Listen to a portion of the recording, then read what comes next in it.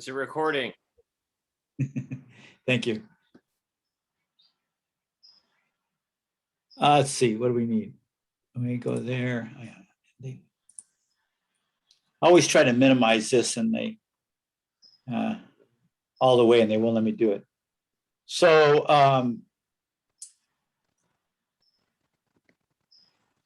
I think, I put the handouts on my desktop so I can enlarge them if I need to, but I just looked at the ones on your Canvas site and I think they're readable as they are. So I'll just go there because they're in a better order.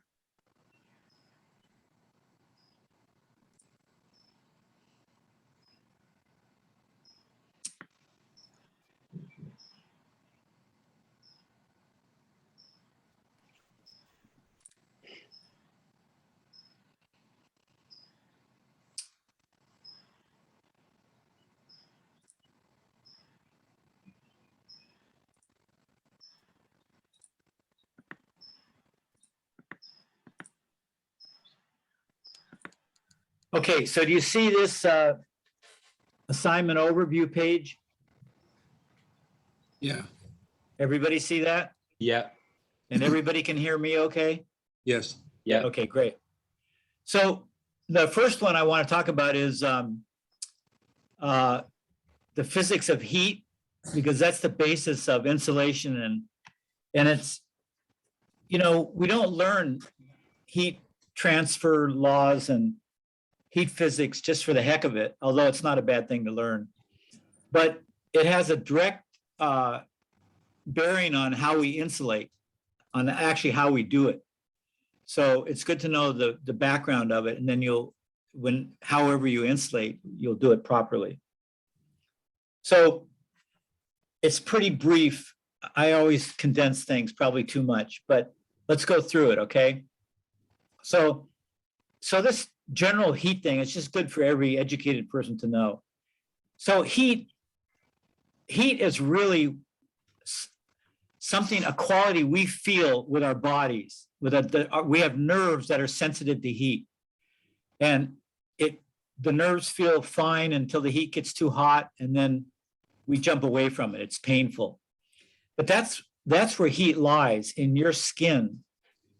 There's no heat out in the world. There's just energy out there. When that energy heats your skin, we call that heat. But out in the world, it's just energy and kinetic energy, which means it's molecules and atoms moving around fast. So that's the real definition of heat, is kinetic energy and molecules, excited atoms and molecules, okay? So when something gets heated, like a frying pan on your stove, that the atoms in the metal get excited from the flame underneath, and they start moving around faster. And then whatever food or liquid you have in that pan, those molecules go from the pan, they're moving fast and they're jumping around. They go into the food and start getting the food molecules to move fast, and that heats up the food. So that's called conduction, and we'll look at that more in a second. But that's mostly how heat transfers directly. We get heat from energy, so there has to be an energy source. So a lot of our heat, especially in building, comes from the sun, and the sun sends down its energy in terms of photons, photons. And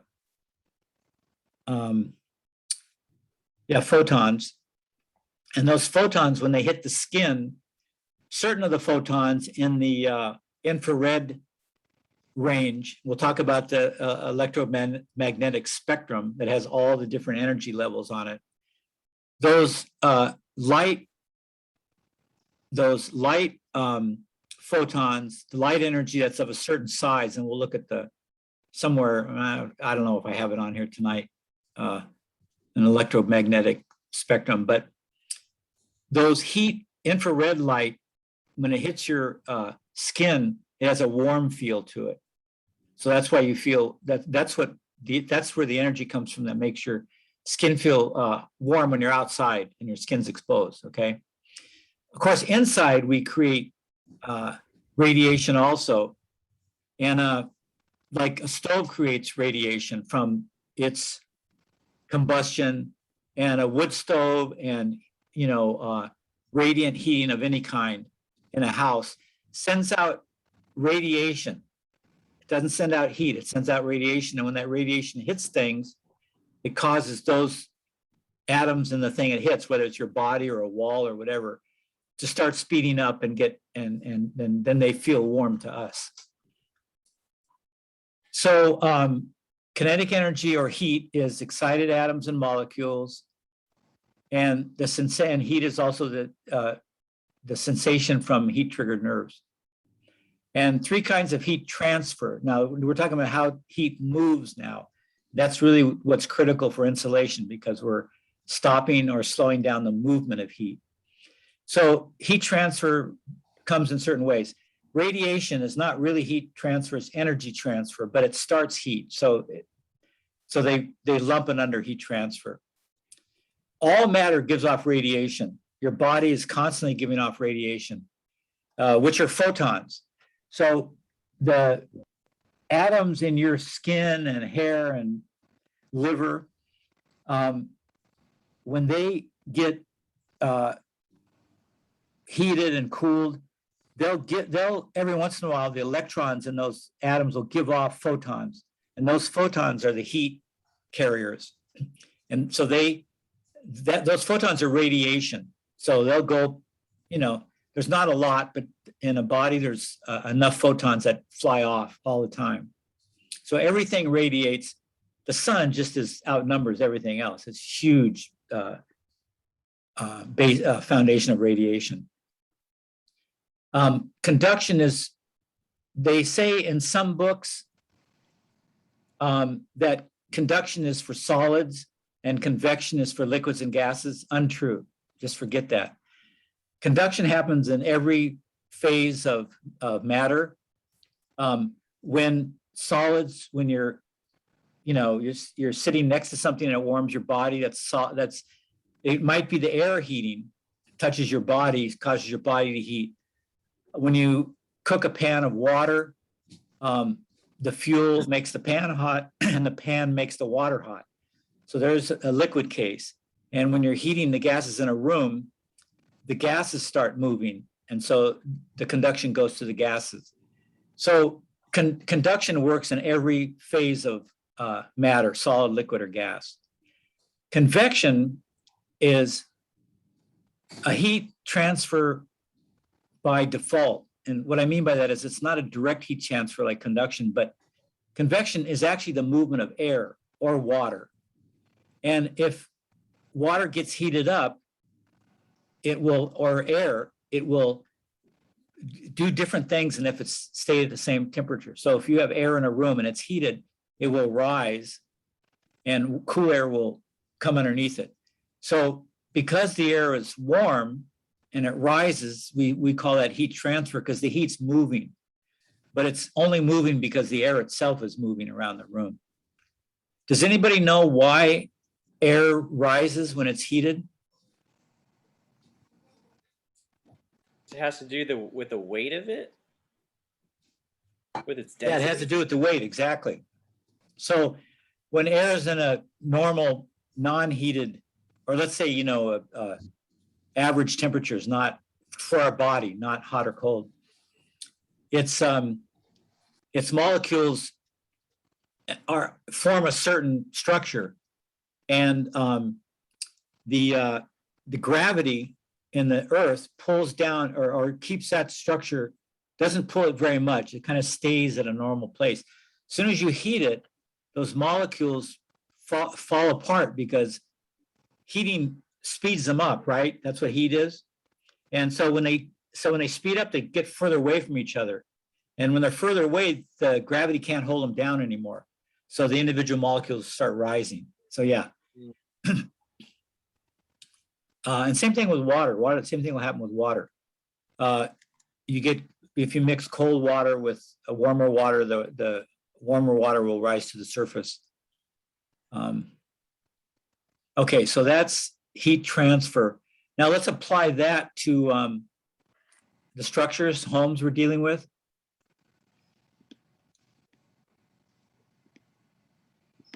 So conduction in a house comes two ways, right? Comes from the outside, hits the outside of the wall, the radiation from the sun, right? It's not heat yet.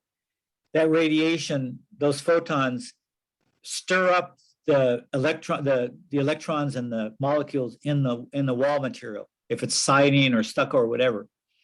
And then those start moving and get warm to the touch. We sense that it's warm. Then that enlivened matter starts going into the material next to it. So it'll go from the stucco or the siding to the sheathing to the studs and then into the house. So on a hot day, that's how the heat gets into the house. Then we also have conduction from the inside, whatever heat sources we have inside. And say we live in a cold place and we have a heater on to heat the air so it makes it livable. That conduction, that air, when it touches a wall, it will transfer its energy. It'll start shaking up the molecules in the sheetrock. The sheetrock will shake up the molecules in the insulation, and the insulation will shake up the molecules in the sheathing outside. Or if it goes through a stud, it'll shake up the molecules in the stud. The stud will get warm, transfer the heat to the outside. Then in a house, we also have convection because the temperature of different parts of the house are different. And the air will move around to go for the cold air will always seek warm air. Just like cold water will always seek warm water. That's a law of thermodynamics. So any cold areas in your house, if they're accessible to the warm rooms, the warm air will go in that direction. That's why in your walls, the warm air, when it gets into your wall, it goes to the coolest area, the coolest temperature material it can find. And if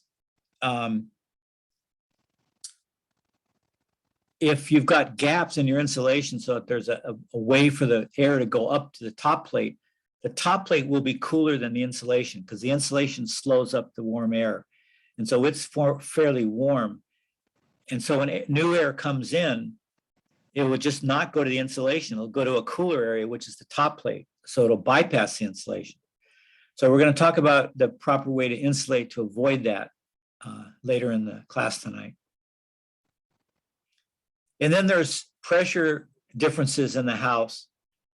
And that could have to do with incoming air, heaters that are piping air through the house, or the house's fans are moving in fresh air.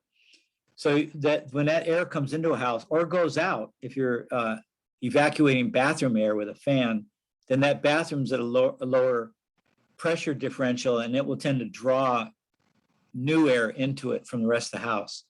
So that creates air movement, and heat will travel along with that various ways.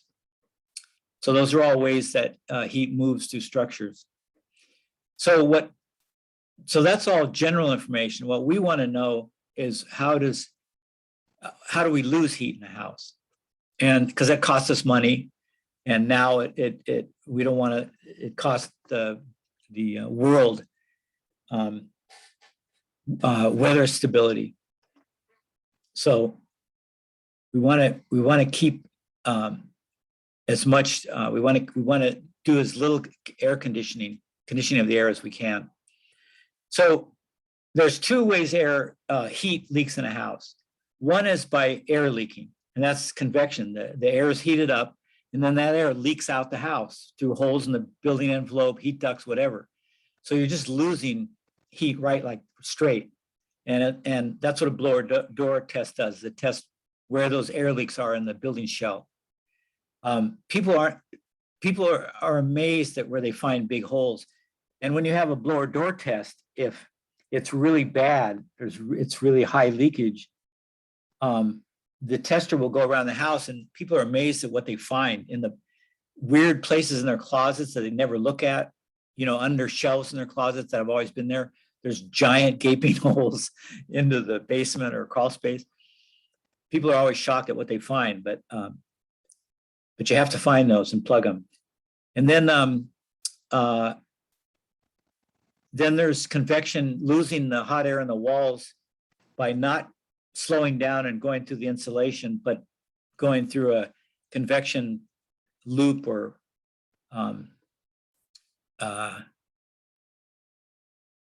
passageway. And that happens when the insulation is not done properly. And then there's conduction. Then you lose heat by leaks, by convection. They also lose it by conduction because you heat the house, the air touches the walls get warm, or the ceiling. And then the conduction goes through the walls into the wall. And so thermal bridging just means there's bridges from the thermally warm inside to the thermally cold outside. There's a bridge between those. A stud's a really good bridge because it doesn't impede the heat flow very much. Heat kind of just goes right through it. And then it goes to the outside. So you lose the heat where the studs are. And if you don't have any insulation in the wall, what happens to, anybody know what happens to the heat that goes through the sheetrock into an uninsulated wall?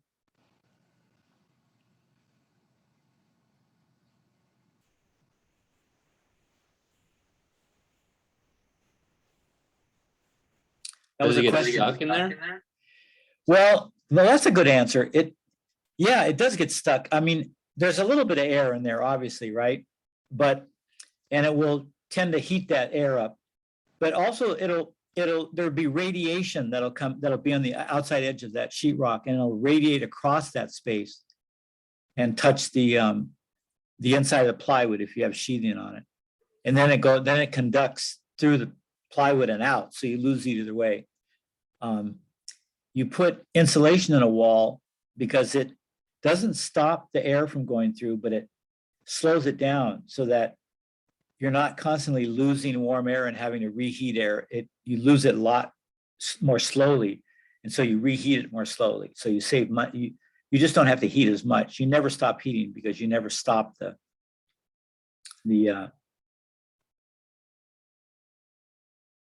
conduction through the wall. Okay, so we're going to skip these detection practices and remediation because that's going to be the next couple of units. So for the sake of time, we'll go over this again when we do those. So any questions about heat, the physics of heat there?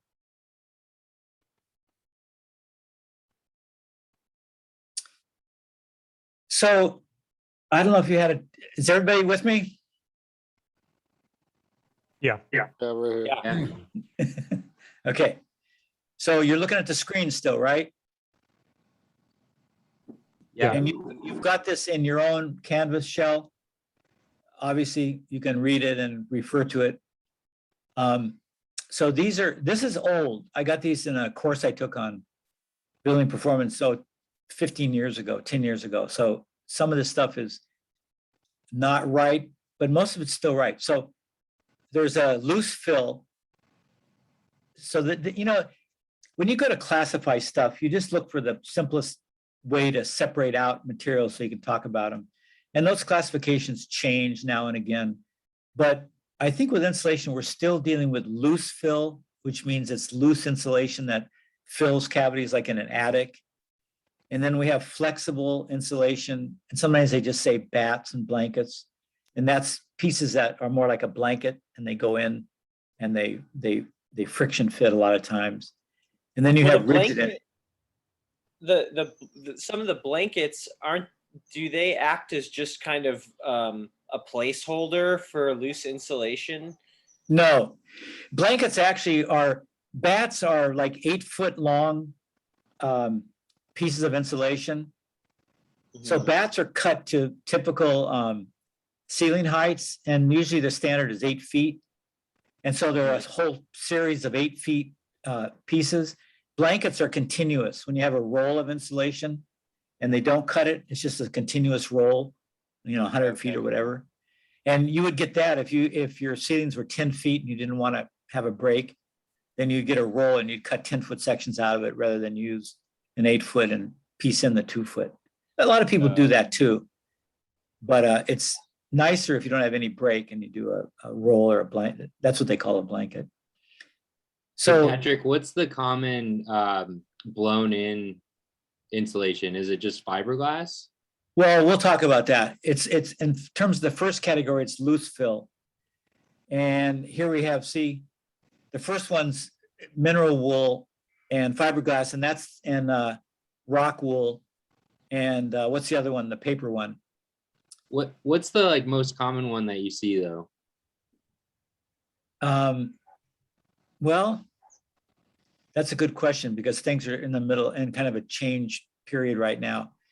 In the attic, you almost all. Well, you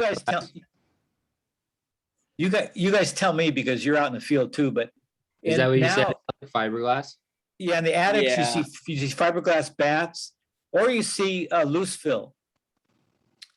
You know, rock wool, and most of the houses in Santa Barbara between the 50s and the 80s were all rock wool, and then people started using fiberglass. But rock wool was cheaper, and it was just bulk, and you could take a bag of it up, and then just distribute it, just throw it into the holes. You didn't have to be even as careful as doing a fiberglass bat. It's a different grade of fiberglass, right? That you use for ceilings than walls. No, not No, that I it's the know of. same? No, it's the same stuff, that just thicker, because your joists are thicker than wall studs. You just get more of it. Okay.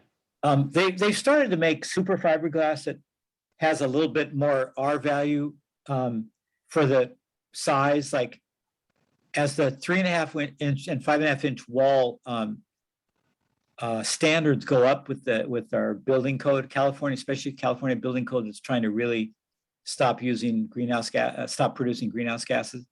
Then the old fiberglass wasn't quite strong enough, so they started making one with a little more R value.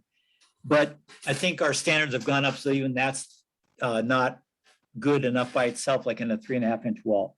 You'll have to supplant that, and we'll talk about that in a bit. You'll have to add something to that, like rigid insulation on the outside or spray foam or something. So these are still the loose fills. Silicates, this is something Lewis was talking about earlier. Vermiculite and perlite. So vermiculite, they don't support anymore because the place where vermiculite is mined, it's a mineral, it's a straight raw mineral product from the field, was in a similar place that they had asbestos.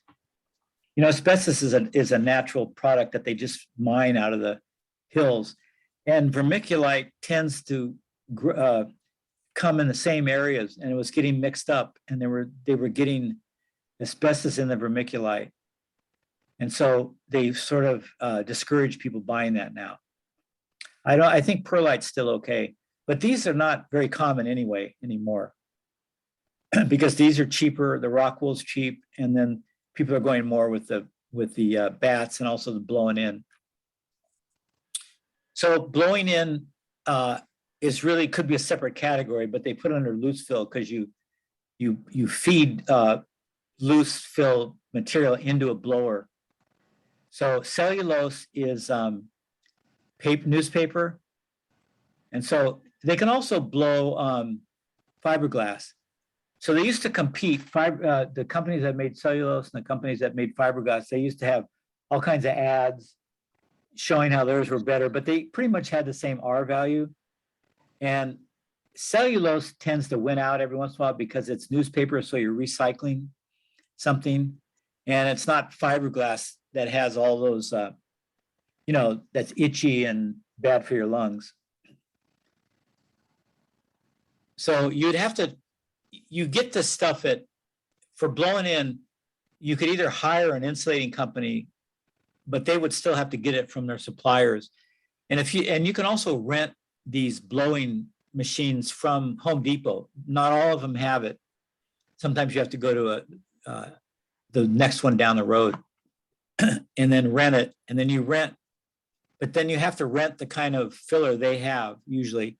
And that is usually cellulose. And I don't know if they still sell bags of fiberglass loose fill or not. Plastics. Yeah, so polystyrene, you know, it's the plastic that looks like little pellets put together. I think it's white. They'll sell you the loose pellets too, but their R value is not that good. Rock wool and cellulose and fiberglass have sort of taken over. Then you have flexible bats and blankets or rolls. You still have your mineral rolls. Rock wool and fiberglass are the two most common now. Rock wool is making a comeback. The rock wool company is doing a lot of advertising. I'll show you some rock wool in a video we're going to look at later on. Fiberglass is still by far the biggest, the most popular stud space insulation. It's the easiest to put on. It's the cheapest. It's not, I don't know if, I know a 2x4 wall, 3.5 inches of fiberglass won't satisfy the insulation standards. You have to have something else, like rigid insulation on the outside maybe. And I'm not sure about 5.5 inch walls. Okay. Cotton fiber blankets are like Levi or jean, blue jean rolls. You've seen those? Those are cotton fiber, and we'll look at those. We have a video, a short one from this old house that has a wall with all these types of things in it, so you can get a good look at them. Rigid, of course, is a great product for several reasons. It's great. You can nail it on the outside over your sheathing, and that's pretty easy application. And then it has great R value, especially this last one here. Polystyrene, extruded, expanded, and polyurethane are. This is like fiberglass. These two. This is a little more, but when you get to polyisocyanurate, it's like that stuff they used to use for flower arranging, that little green brick of kind of, you know, if you rubbed it, it would kind of come off, but you could stick flowers in it. That's polyisocyanurate. And they decided to use it as an insulation, and it's the highest R value of any of the plastics. And so people put a lot of this on the outside of their house to really beef up their R value. The nice thing is these rigid sheets cover over the studs, so it cuts the thermal bridge from the inside of your house through the studs. It can't get it. The rigid insulation really slows it down after that, so it kills a couple of birds with one stone. They're making a lot of new rigid products now. We'll see one in a film. Our friend Rissinger has one, and it's got it's a sheathing that's, and this isn't new, but the latest, he's talking about the latest brand of it. It's a sheathing with rigid insulation attached to it. So you just put, when you sheathe your house, it's also got rigid insulation on the outside, and then where the joints are, you just tape it. They've got the special tape, and it creates a great air barrier, and also a really great insulation barrier. So there's a lot of new products, and if you guys are out in the field, you're probably using a bunch of those. So now let's look at, we looked at the types. Let's look at the R value for these, and this goes by per inch or centimeters. So fiberglass bats this is talking about I assume it's a 3.5 inch wall. So these are 3.2 R value per inch. So 3.5 inches would be, 10 or 11. And when R11 was the R value in the old days, you could just have fiberglass bats. But now it's up to, anybody know what the insulation is now? R19? The outside walls? Not sure. Yeah, I'll find it. So this wouldn't do an R19. Rock wool's a little more, we'll see what the video says today. And these are advantages and disadvantages. Everybody knows the disadvantages of fiberglass, but also they have formaldehyde in them. And that's can be a carcinogenic if you take too much of it. But they may be eliminating the formaldehyde. This is old, and the formaldehyde scare hadn't reached its peak as of the date of this publication. Every time it reaches a peak, people get aware of it and demand different products. The manufacturers start using different resins in their products, and the formaldehyde content goes down. This is less hard on the skin. It's not combustible, so this is really great. Neither of these are flammable, which is an advantage. If you have something, if you have like that cotton blue jean, cotton is flammable, so that's not a great. Oh, here we go. You notice these all have non-combustible, and then cotton doesn't. It's not irritant. Cotton's great to work with. It's not toxic. It's just a plant. It's biodegradable. It's I don't know how much more of a noise barrier it is than these others, but it is combustible. It also absorbs moisture. So that's becoming more of a problem, right? When we have floods, half the country's flooding now. Probably they go in and tear out all the insulation in those houses and the sheetrock to prevent molding. But, you know, it's too bad they couldn't take out the insulation if they had cotton and just let it dry out. And then you reuse it.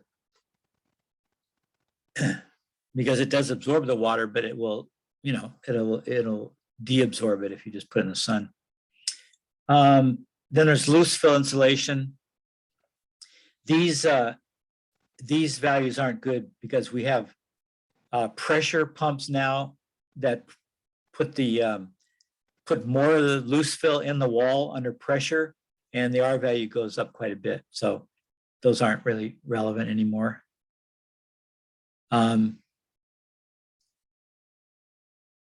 Okay, here's a cellulose loose fill is high, 3.5. See these perlite and the vermiculite, they aren't very high anyway. So, and then because this is controversial, these just aren't worth using. Non-corrosive, that was one of the reasons they started liking these. Also, they're both insect repellent, which is nice too. But the cellulose is insect repellent because they put a chemical in it. It's not a bad chemical, but it keeps insects out. So, okay, here's the boards. Expanded polystyrene rigid foam. This is 4 per inch. These are all inch comparisons. So it's a little higher.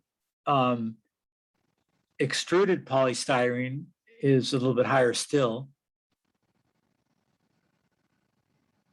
This is the one with the white bubble, right? And this is the blue. Polyurethane's higher still. And polyisocyanurate, look at that, 8 R value per inch. That's really high, huh?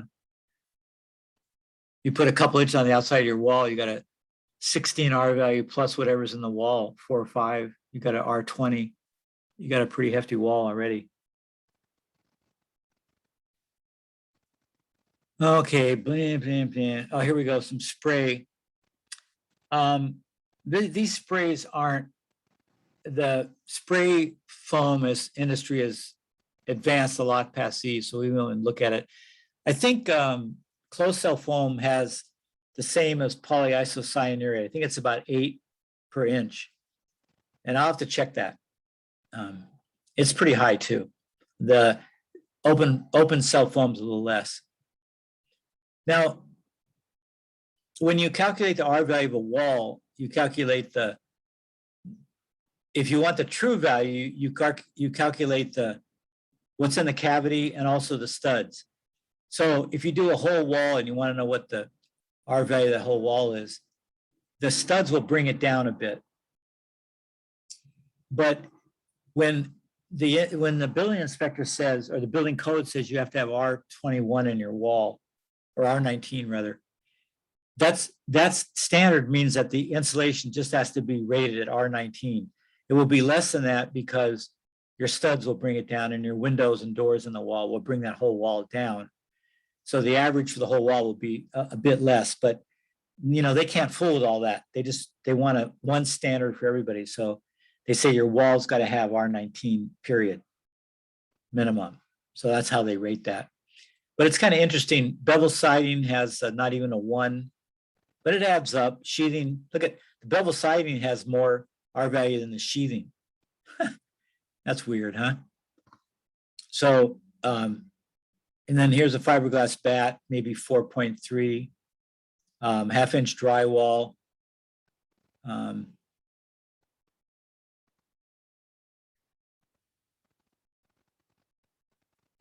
Inside air film. So there's a little layer of air against any kind of flat material, believe it or not. And that actually is about half a R value. And then you can add all those up and you get a component R value. So say in this wall here with all these things in it, you might have a R12.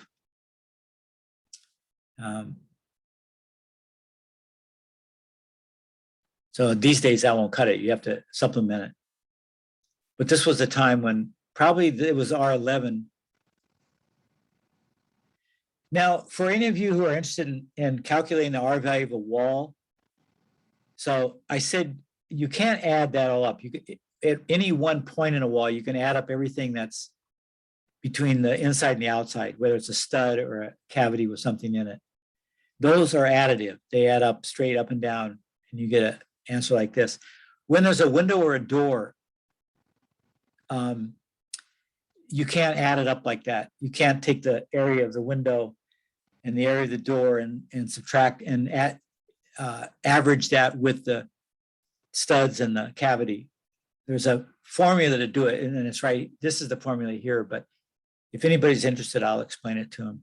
It's a little more complicated, but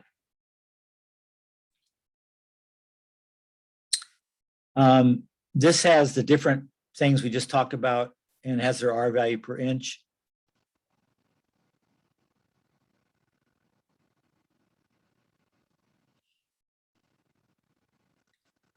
So polyisocyanurate 720, it said 8 before, but somewhere in there. Now this is interesting. Somebody, I forget one of you guys was asking, maybe Jack, about a non-insulating material. So here we go. So if you have a block wall house, which some houses are made out of block wall, not much anymore, but occasionally, this is what per size block wall the insulation value of the concrete would be. Not very much, huh? So even though it's a quick wall to build,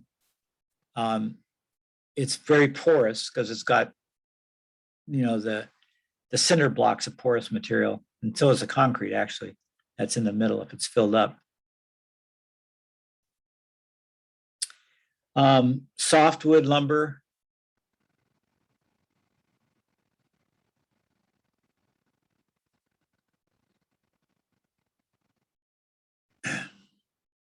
One per inch of softwood. I don't know why you'd have softwood as a on your wall. Plywood, it gives different R values for the different thicknesses. So if you have 3/4 inch sheathing, you've got almost an R1 that you can add to the mix. Fiberboard, because it has air pockets in it. That's that stuff we were talking about, the homosote, Lewis. So for 1/2 inch of that, it's 1, and for not quite an inch, that'd be maybe 3/4. It would be a couple of R value. Then the rest are insulating materials, siding materials, hardboard, a third. It's very thin, half, and it's dense, so it's we only got a third of an R value. Is that the fiberboard that you were talking about using, the half inch? Yeah, Lewis, when I moved to Maine for 10 years, halfway through, I bought a house up in the hills, and it had been there for 100 years, I think. And the outside siding was homoso, was that hardboard. I mean, yeah. Well, not the hardboard. No, hardboard's different. Hardboard's like Fiberboard? Yeah, fiberboard. It was fiberboard was the outside wall covering. Can you imagine? Oh man, I couldn't imagine getting that stuff wet. This snows, right? It's in Yeah. mid-Maine. And it was just that. And believe it or not, it was in pretty good shape. It didn't look good because it had discolored, but it hadn't broken through. I mean, it was, of course, I replaced it all with siding insulation, but I was blown away that people would actually use that. Yeah, that's surprising. That stuff's pretty cheap though for Yeah, it is cheap. That's why ground insulation. Yeah. So this is hardboard. This is more like, is there another name for hardboard? Like pegboard, it's harder. It's not soft. It's got holes in it, but you can get the hardboard without the holes. Okay. Steel, metals don't have any R value. That's why we don't use them very much. Brick, a 4-inch brick has a half R value. So you're not getting much there.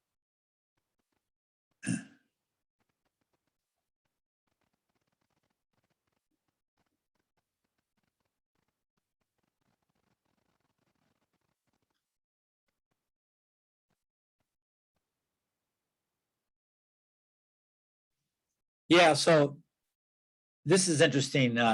It's just a little note about fiberglass. Small pockets in insulation materials keep the air still. They keep it from moving. They slow it down.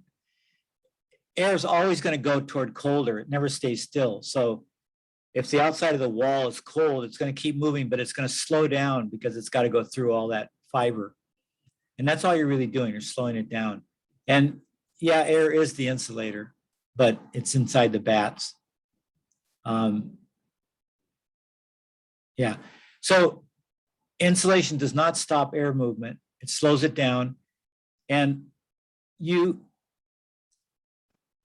don't want to stop air movement. Although this guy that I just got a video from about proper insulation says you want an air barrier on both sides of the wall, which I totally disagree with. So I'll have to write that guy. But you don't want to stop. You want that. What does air inside a house have in it? Warm air. You're heating air. So it's cold outside. What? Moisture? Moisture. It's got a lot of moisture. The warmer it is, the more moisture. You don't want to stop that moisture from, you don't want to stop it in the wall, and you don't want to stop it from going out because, it can get too moist for your health. So unless you've got a really new ventilation system, then you can do it. But so you want the air to leave the house. So you want it to go through the wall, but you want it to go through the wall slowly. So we have an air barrier with sheetrock if we caulk the vulnerable places, and that acts as somewhat of an air barrier. But air still gets in, the moisture still gets in, and so we don't want to keep it in the wall because if it reaches a dew point, in other words, if it gets too cold out and the cold comes inside the wall, it'll condense and then all your insulation will be bad and your sill will rot. So we wanted to go all the way through. That's why we don't put an air barrier on the outside either. And it'll just go through the Tyvek and leave with the moisture in it. So that's good. In cold climates, we might put a plastic air barrier on the inside because we don't want that moist air to get into the wall because that dew point from a cold outside will be in the middle of that wall. Okay. Now, R value is the resistance. R stands for resistance of a material to heat transfer. How well a material resists heat transfer. And again, you can add it up in a linear way. U value is another value. It's not R value, and it's a measure of thermal transmittance. So it's the opposite. Instead of how much the material resists, this tells how much the material lets the heat through. So they're related, and they're related reciprocally. So R equals 1 over U, and therefore U equals 1 over R. And you might ask, well, why do we need the U value? R is good enough. And that's a great question. But for some reason, U value is attached to windows. So they rate a window by its U, they rate a window's resistance to heat, to letting heat out, by U value instead of R value. And so if you know the U value, and the U value will be printed on the window literature, on the window, what do you call it? The thing that's posted to the window. It'll tell the U value. And if you want to know how much resistance value it is, just put 1 over it and you'll get an R value. And R values are low for windows. They used to be around 1 R value. And then when we started getting into the science of heat transfer, insulation and stuff, they realized that if you put 2 pieces of glass together with a space in between, the heat has to radiate. There's nothing in that space, so it can't conduct through there. And it has to radiate. So that slows the heat down a lot. So with 2 panes, you could slow the heat. With 3 panes, which they use almost exclusively in northern climates now where it's really cold, you can slow it down a lot. And then we started having films put on it that also impede stuff. And we'll talk about windows in a later unit. But when you want to know the average R value of a wall that has windows and doors in it, you have to take the door, you can just use the wood, the R value of the door. You have to figure out what that is. And the window, you take the U value of the window. And then there's a formula for combining U values and R values to make an average. And I think that formula is in another handout. And we'll go over that really quickly because I don't expect you guys to use that. So there's a concept called QII, and that's means quality of insulation installation. So I told you this before, but what they found out is they did all these model homes that had higher R values. They were thicker walls, they had more insulation. You know, whole developments would sign on to Energy Star, which is a division of Environmental Protection Agency. And they would say, okay, you guys, let's make this a model community of insulation value and, you know, heat efficiency. And so they would build all these houses, and then over years, they would get old and they would tear them down, or they would find out that they were failing either way. That clients would say, hey, my insulation bills are still pretty high. I thought we had, you know, the top of the line energy efficiency. And then they would tear into the walls and they would find that the insulation was put in improperly. They used the right amount, but they didn't install it well. And then they went, oh crap, the installation is as important as the thickness of the insulation. So it can have gaps like at the top. It can settle. We'll talk about settling in a minute.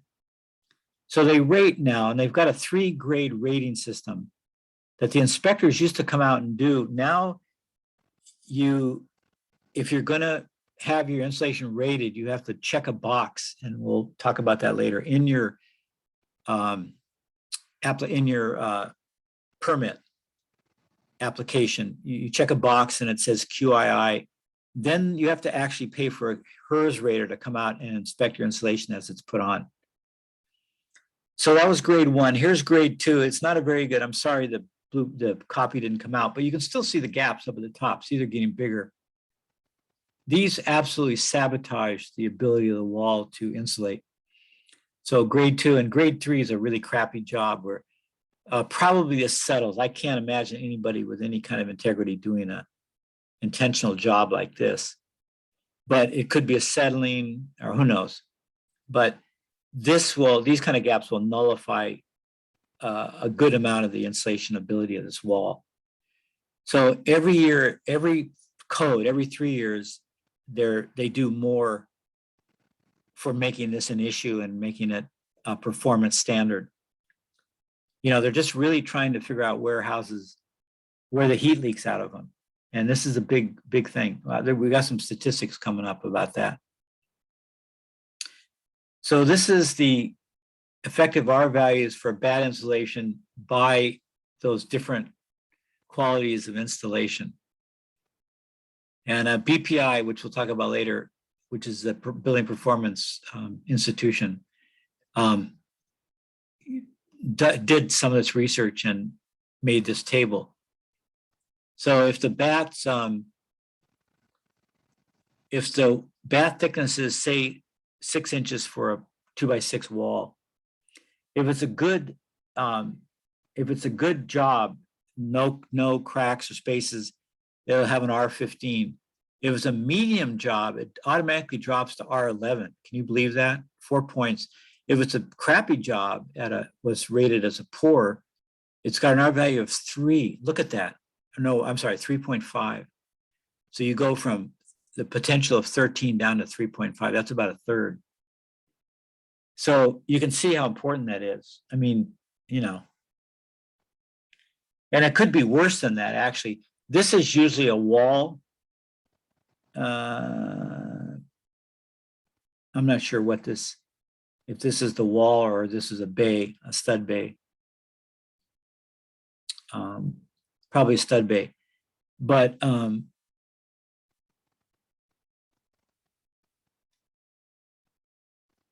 yeah, I forgot what I was going to say about a wall. Oh yeah, a wall you can have. This is probably an average. This, I'm sorry, it's 4 corresponding to the 6, so 4 inch. It's still about a quarter of that. And in a wall, you could have some stud bays that had 0 because of the way they were insulated. Or of course, if they weren't insulated at all, they'd have 0. And we'll talk about that in a bit. So any questions about this, these handouts?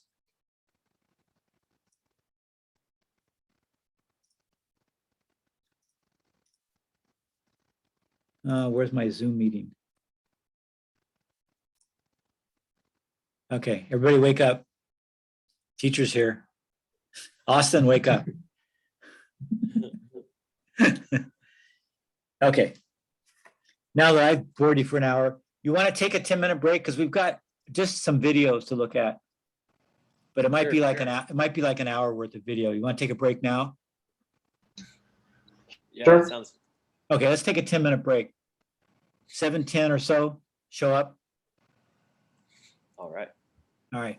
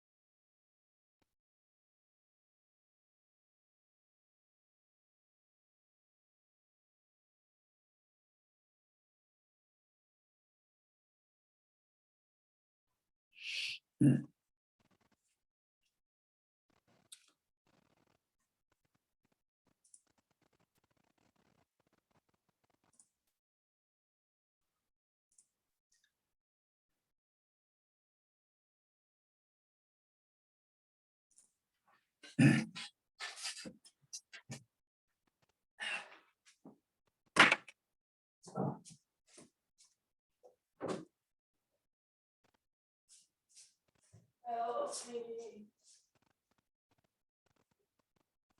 Help me.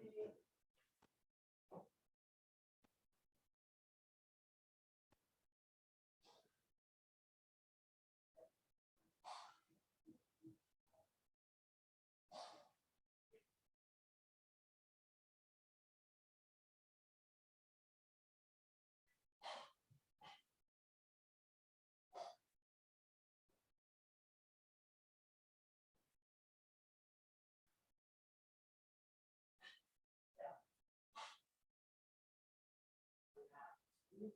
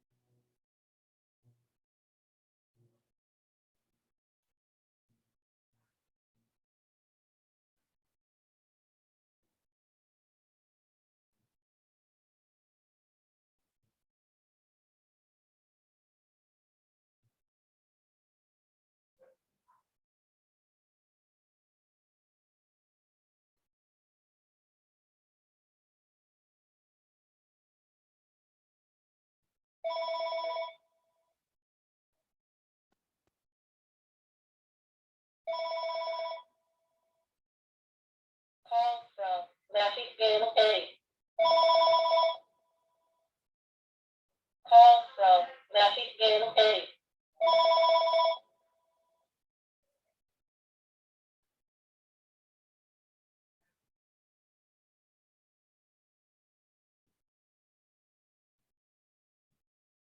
Scale Massey from Patrick Foster.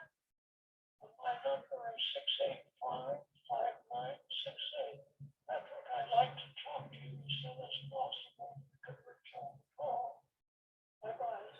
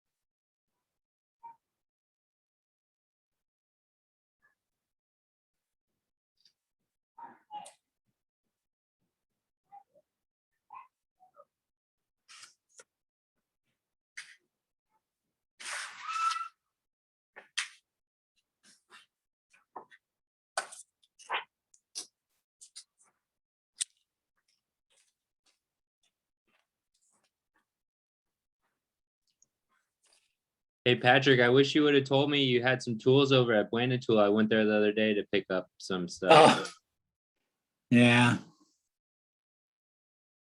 I got an impact driver for the horticulture department. It's amazing how small they're making them now. Yeah, I know.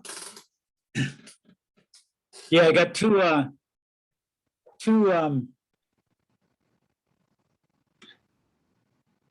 can't remember if it's two 7.5-inch portable saws or and one portable nail gun or vice versa. Skill saws? Yeah. Nice.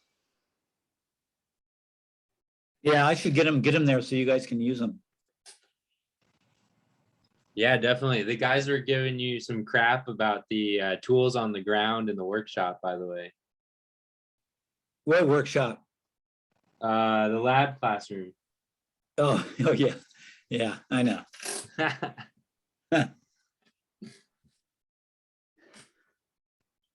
But I mean, you have no reason to really go over there anymore right now, huh? Yeah, that's right. I don't. And just to go over there, I have to go to the room 1 and get all cleared just to go to my room and steal stuff from it. Get a wristband. Yeah, I get it just for a few minutes. I got to get a wristband. So.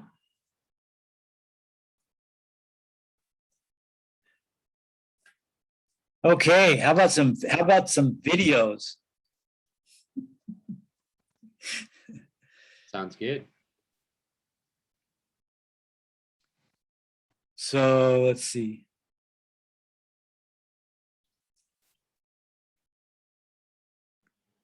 So before I forget, oh, maybe I should take roll now, huh? Hey, Patrick, did you get new glasses? Yes, how did you know? I just noticed they look different. They look good. Yeah, they're Frames. yeah, they're bigger. Nice. The thing's bigger. Yeah. I used to buy the cheap ones at Costco, but then I'd break them all. They break easy. They're just, magnified, they're not custom. And so my wife said, well, they have cheap ones on the internet. They're probably better quality. So she bought me a couple like this. So yeah, I like them. Haven't broken them yet. Nice. I wore glasses a lot of my life, and then I finally had LASIK surgery. Not that long ago, 15 years ago maybe. And then I started getting cataracts. Your lens starts fogging up. Getting colored a little bit, and you don't know it because it comes on gradually, like a frog in hot water. And then then they do one at a time, so you have one eye that you can depend on. And when you get one done, you see how yellow it is because you can compare the new lens to your cataract lens, and you go, Wow. God, I was looking through that. It's pretty Wow. interesting. So they can do. Your lens is now the easiest part. Your visual acuity is the easiest part to deal with now. It's really great. It's amazing. So I can read a lot of things without glasses, but sometimes people write, like how about like labels on foodstuffs, and how about medicines? You guys ever take any prescription medicine? The print on those bottles now is just infinitesimal. It's like, come on, guys. Anyway, yeah, I'll put these on again, actually. So Miguel here. Yeah, I'm here. Jesus, Here. Alec, Here. Lewis, Present. Jack Flores.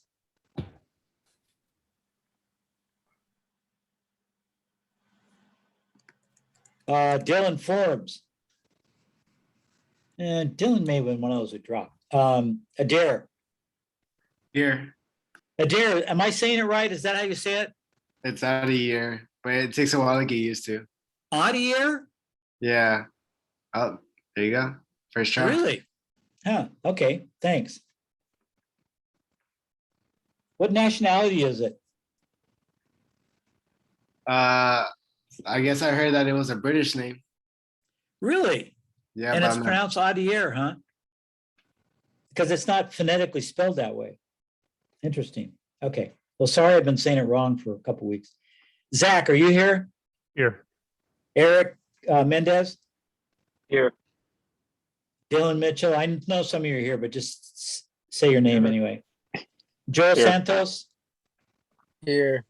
Michael Silva? Here. Jose Silva? Here. John Tapia? Here. And Gustav's gone. Okay, great. Full house tonight. All right, so let's look at some videos. It makes online teaching a lot easier. I mean, you can do what Rodney likes to do, and Jim, go to school and spend all your time making your own videos or doing something live there, which is a fine way to do it. It's just that it sucks up a lot of your time. Or you can go to the YouTube and get, I mean, they just have outstanding stuff now. So it's not always right, but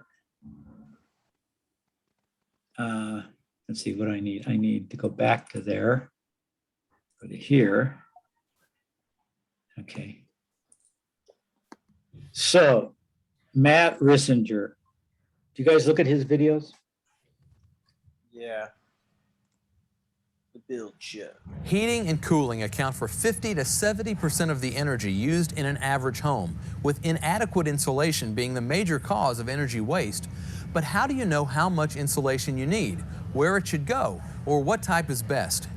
Well, the answers vary depending on a number of things like where you live, the size of your home, how old it is, etc. But this chart from the Department of Energy gives general guidelines on the right amount of insulation based on geographical zones and a rating called R value.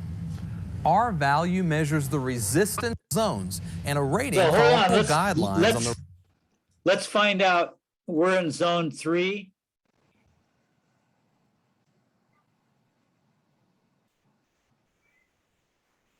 Oh, it's just attic. I was opening it up. Wait. Yeah. No, it doesn't have the overall. Okay, never mind.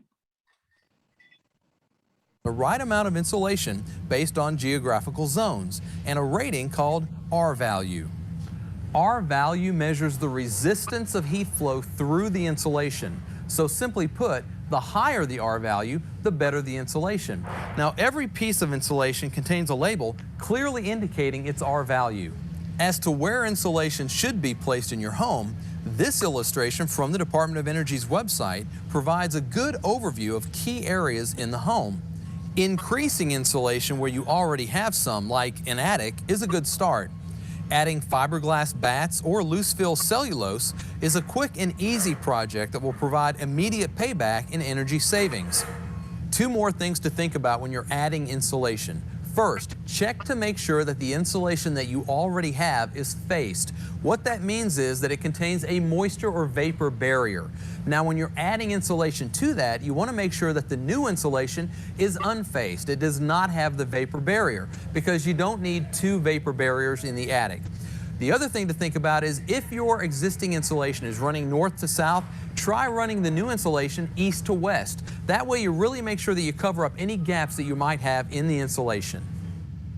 Even more energy can be saved by insulating places that have never been insulated, such as a wall that separates a room from the attic, or an uninsulated floor over a garage. Adding insulation to exterior walls is a little more difficult, but you've got a couple of options. You can hire a contractor to come in and blow in loose fill insulation, or you can rent a blower from a Home Depot rental center and do it yourself. Wrapping heating and cooling ducts with foil-faced fiberglass jackets is another energy saver, as is using insulating sleeves for all accessible water pipes, especially any that run through unheated spaces.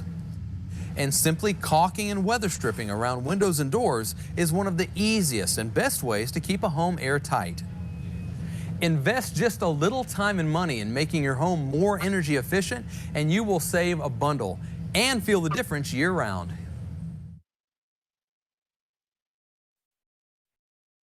Okay, Patrick, I have a question. yeah.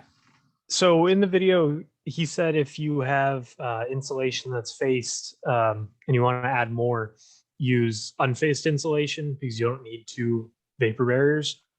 Yeah, The way he phrased it, he said don't. Is there a reason why you wouldn't want to, or it's just not necessary? well, good question. If I'm not sure, it's not much of a vapor or air barrier because it's not taped. Every joint in it and on the sides, the air can leak up past it, right? Usually when you have an air barrier that's worth anything, you tape it or it somehow stops the air from getting around it, So I'm not sure what value that is, but you definitely don't want it on the top one because then you're trapping the moist air in that area. That makes sense. And yeah, and you don't want the moisture to hang out there. You want it to pass through. That's why he said that.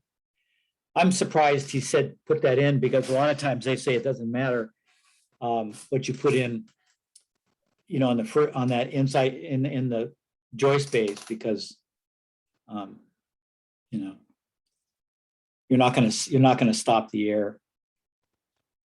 So let's see. Oh yeah, this is a good one here. This is from this old house. Friends would walk up to me and just be like, "What the f is in your mug?" And I would just tell them, "It's mud."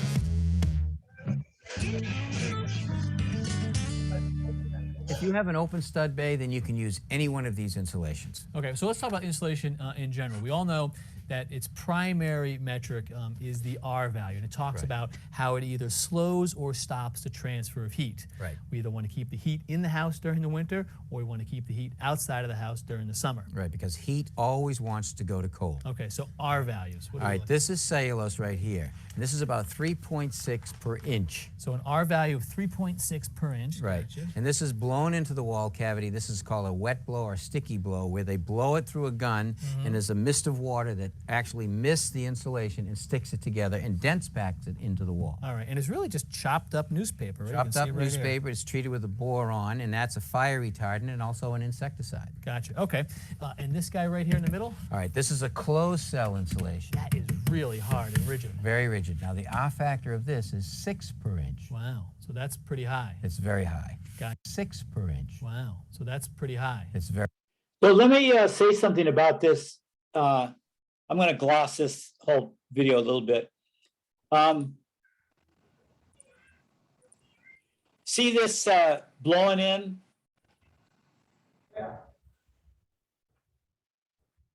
Let me see if I can get an overview of it. Hold on.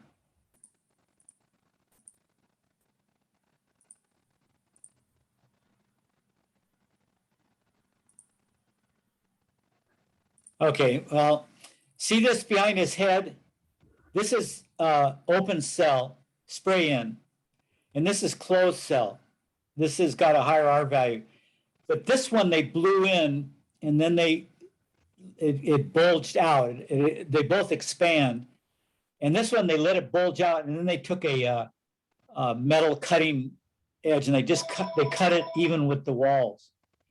This is a really good thing to do because this one they didn't do that. You can see it it's kind of a crater inside there, right? Hold on a second.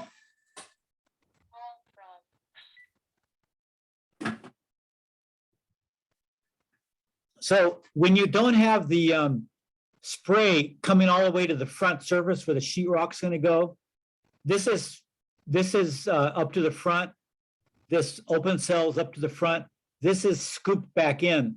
It's very expensive. They probably did it to save money, but two problems with that. One is you don't want to save money. If you're going to use this stuff, it's because it has R6. I think some of it has more than R6 per inch, and you can really get a lot. So why not fill up the whole wall and just spend the extra money? If you don't, sometimes they put this in first because it also acts as an air sealer. And so they just use a little bit on the outside to air seal and add a little bit of insulation. Then they come back and put, fiberglass or this stuff on top of that. The problem with, you could spray on top because this stuff will stick and create air from coming through.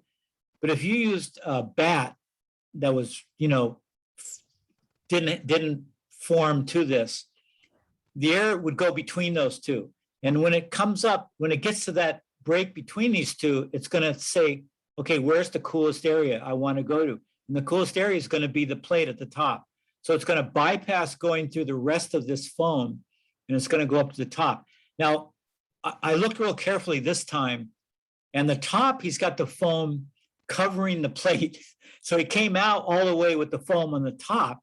So maybe that will keep the that cold plate from attracting the air. I don't know, but there's several schools of thought about all this stuff, but we'll see if they say anything here. Always wants to go to cold. Okay. 0.6 per inch. So an R value of 3.6 per inch. Right. Gotcha. And this is blown into the wall cavity. This is called a wet blow or sticky blow, where they blow it through that acts back to Right newspaper. It's treated with a board. And this guy right here in the middle? All right, this is a closed cell insulation. That is Now see at the top up here, Very rigid. Now, see at the top, he covered the plate. So they made sure it expanded up. So maybe that's what they're doing now. And then the hot air won't be attracted to that cooler plate. the R factor of this is 6 per inch. Wow. So that's pretty high. It's very high. Gotcha. All right. And this guy right here? This is an open cell, again, 3.6, 3.8. Per inch. All about the same. And all of the other insulations that we're going to look at are about the same, except for this one right here. And we blow this in, it very quickly expands, and now we've just shaved it off to fill this entire Right. stud. Goes in as a liquid, 6 seconds, it expands, you shave off the excess. Gotcha. Okay. And what are we looking at right Did you here? say that middle All one right, was this is 6 a R value ground or of 16? blue beans. It's 6. made into a bat. 6? Okay. Yeah. Put it into the wall, the same as you I would think put they're in more, they can be fiberglass more than insulation. that. Gotcha. All right. And everyone knows fiberglass. This is very common all across the country. Right. Now, fiberglass insulation goes into the stud bay. It should be put into the stud bay loosely, not packed in tight. Because this is all about trapping air, and so actually compacting it in. Now, here's another thing. If you have a channel for air to go up here, especially in the fiberglass, like it's not really very carefully done, even though they say it's fluffed out. You can see there's a little channel here. And the cold air comes into the wall, and it will feel the plate at the top because there's not spray foam. Fiberglass just butts up against the top plate. This cold air will all of a sudden go this way, and it will go up here to that cold plate, bypass this whole piece of insulation, essentially rendering this zero insulation. So this is a difference I have with some of these, this old house guy and some of the other guys. I think you should use fiberglass with a, what do you call it, backing. And then let the backing be stapled against here, and that will automatically bring the fiberglass up to the front. And it'll be a much neater job than when you do the unback stuff. I don't know why people are saying that. The other thing is at the top here, this is friction fit. So it's cut for standard 16 on center or 24 on center. You can buy it either way. But if your layout happens to be, say you screwed up or a few of the bays happen to be a little bit bigger, this is going to be too loose and the friction's not going to hold it. And it's going to eventually slide down, making those big gaps at the top, rendering this no good. So I'm not a fan of friction fit. You saw the blue jean to the left over here. That was just friction fit. I don't trust it. There's movement, minor earthquake movement that can shake things down. If you have it back and it's stapled into the studs, it's not gonna fall down. I wouldn't take the chance. So my recommendation for fiberglass and jean would be to always get it back and staple it back on the stud. In there means that we're trapping less air, so you want to actually leave it sort of fluffy. Now, because air moves in this wall cavity, sometimes you want to put on an air barrier on the outside, and that will stabilize the efficiency of the insulation. Actually, it will stop the air from moving inside the wall cavity so that the R factor is stable in cold, windy conditions. Gotcha. Okay. So let's also talk about the movement of air, because air can contain vapor. So we have to think about which way the vapor is going and how we either stop that or slow it down. Right. That warm air, think of it as filled with moisture. Right. And it's trying to get to that cold side back here on the sheet. Warm goes the cold. Gotcha. So a vapor barrier right here. This is a polyethylene. You staple it to the wall, and that stops the moisture from getting into the wall cavity. Now, you've always told us that you want to see the vapor barrier on the warm side of the wall. So down in Florida, put it on the outside. Up in Alaska, keep it on the inside. That doesn't work for us here in New England because we've got both a heating and a cooling system. In the winter, we're making heat in the house, and that's going to want to go out. In the summer. So this is a new concept here. Listen to this. This is great because there are places that get both hot and cold pretty extremely during the year. Air conditioning, obviously. Right. Well, what can happen is the vapor in the winter, in the summertime, can collect on the backside of your drywall, and it can't breathe or dry out if you have a vapor barrier. But this is a vapor retarder, and it basically puts up just like the poly, but it actually allows the stud bay to breathe, so that in the summertime, the moisture that does collect back on the backside of this retarder can actually dry out because it breathes. It's not a full barrier. It does want to work in one direction. Slow the vapor transfer on this side, but allow it to breathe on this side. Now, this is a sheet. You can also get it on the insulation itself. Gotcha. Okay. So some pretty good lessons right there. Obviously, all these are going to need a vapor barrier or a vapor retarder. What about this wall right here? Well, because of the makeup of the open cell and the cellulose, it's dense, and air can't move in it quickly, so it doesn't need a air barrier. But it depends on where you are in the country to establish whether or not you need a vapor retardant or a barrier. So depending on what climate you live in, you may have to figure it out. In terms of the closed cell, do we need a Closed vapor? cell doesn't need a vapor retardant or a vapor barrier. Right, so this sounds like a really good option. It sort of begs the question, why don't we see it used pretty much everywhere? Well, I think the biggest drawback to this is cost. All right, this is 4 times the cost of this or even a fiberglass insulation. Wow, so it can get really expensive. Double the cost of this foam. Gotcha. Okay. Now, everything we've looked at right here is in an open stud bay, so we know that they can go, if you've got it all the way down to the... If you lived in a place where you had to, it was cold and you didn't want to let any of the warm air out, like if you use a vapor barrier, then your house will get too much vapor. Then you have to have a ventilation system that circulates that air. And if it's a cold area, you get a ventilation fan that heats the incoming air. It transfers the heat on the way out. Those are great machines. We've perfected that pretty well. But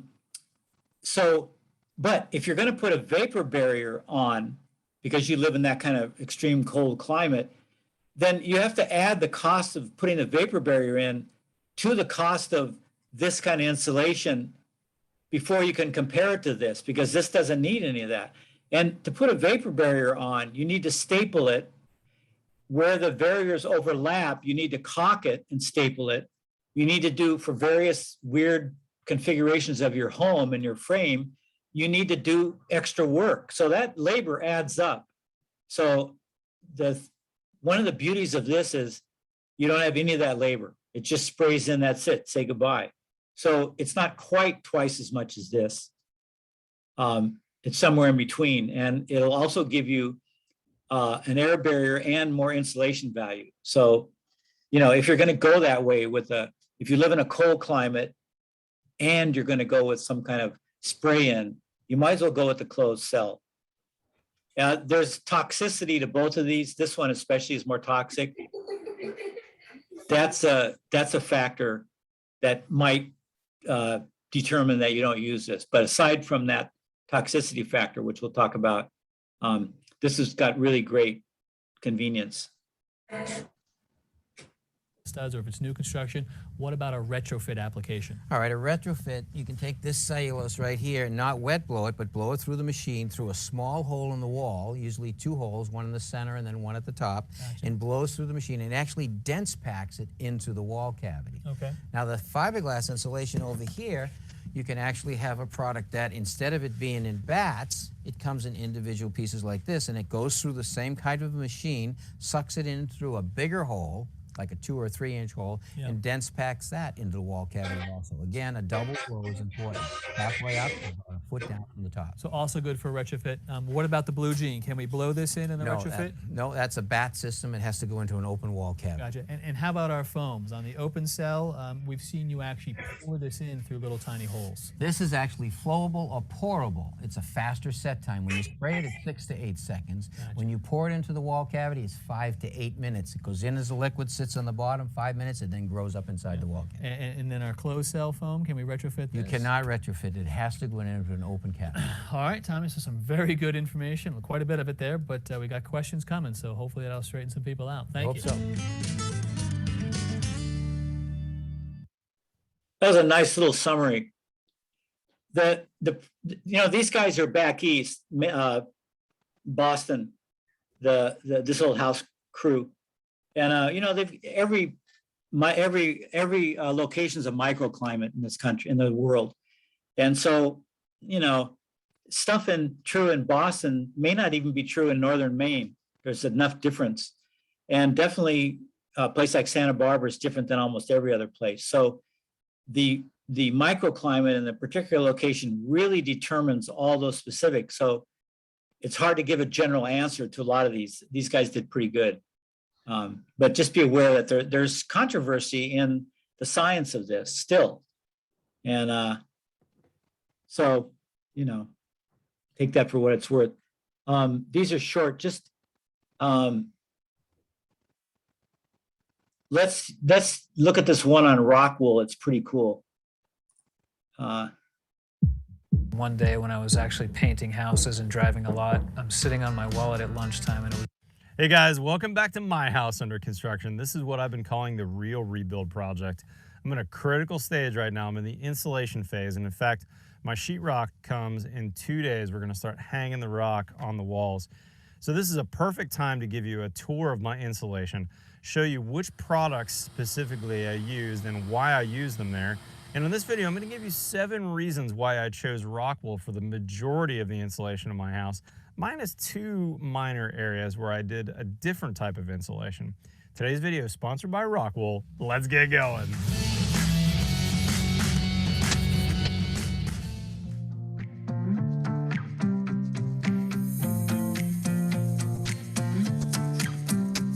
Boy, Texas has a lot of trees, huh?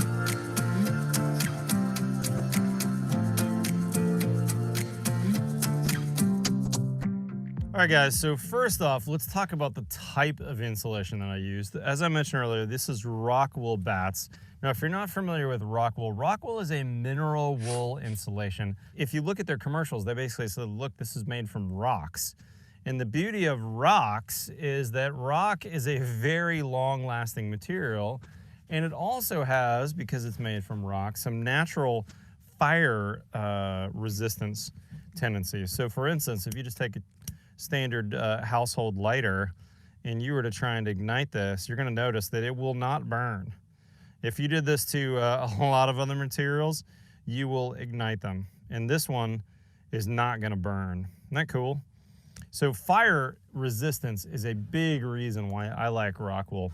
But one of the things I also like about it is that it's relatively straightforward to install. Now, my house was framed on the exterior on 16-inch on centers, which means that these bats right here are a friction fit bat. Now this is unfaced, and I like unfaced bats because then I can deal with vapor and air separately, but it also means you gotta watch these details. Like this right here, I've got an I've got a low voltage outlet down here that's gonna be a Cat 6 wire for Ethernet. The insulators did a great job on this by slicing the bat so we'd get full depth insulation in that cavity rather than stuffing it in and having a wire in there. Now, when you're working with it, you don't also need a whole lot of PPE, which is nice. Typically, you're gonna wear long sleeves and gloves. Now, I'm not installing, I'm just messing with it. That's why I just have gloves on. And you're gonna wear a dust mask. You don't even need a full respirator, really just a dust mask. In comparison to a lot of products, like you think about the guys that are using spray foam in a house, you have a giant rig, you have hoses, you have respirators, you have off-gassing to deal with all those other things. With this, open the bag in here, pull the bats out, and you're gonna friction fit it at each location. Now, one thing I really like about rock wool too is that they're telling you the actual bat right on there. So this is an R15 bat, and this is an exterior wall. Now, if you pan around here and you look at this one, this has the rock wool logo on there, but no R value. This is their interior product. This is called Safe and Sound. This is a sound dampening bat. And that's really the second thing besides fire that I really like about rock wool is that it's a very sound dead product. We're gonna do a test a little later in the video. We're gonna show you how much sound control this is gonna give to your house.